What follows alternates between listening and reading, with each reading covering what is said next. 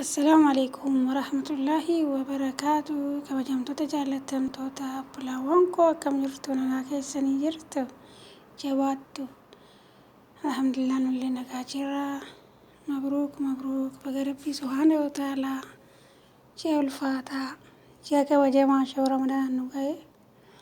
Ji'i kun ji'a milkii, ji'a nasrii, ji'a tokkummaa Rabbiin nuuf haa godhu. Kadilii keenya Rabbiin nuuf araaramu, kan nama soometti fayyadamu Rabbiin nu haa taasisu.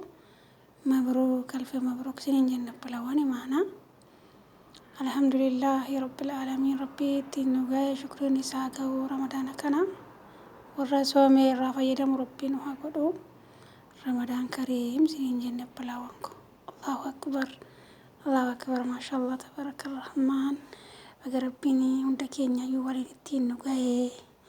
Allahu akbar. Nagaan qaqqabuu waa hunda caalaa. Baga Rabbiin nagaan nu qaqqabsiisee isiniin jedha obbolaawwan qaqqaalii. Maashaallah tabarakallah rahmaan. Sirriitti as cidhaa kun immoo yaala isaatii maashaallah halluu sirriitti bareeda.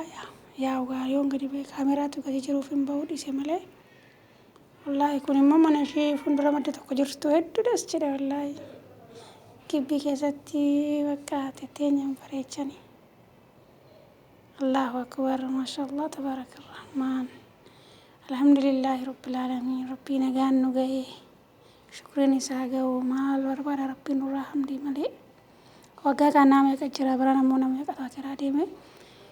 Warra gandaa kiraa deeme Rabbi rahmataa godhu. Warra laa ilaaha illallah jedhee addunyaa kanarraa deeme kulli Rabbi rahmataa godhuu fi isiniin jenna obbolaawwan koo. Inshaallah warra jiru immoo Rabbi nu haa dheeressu.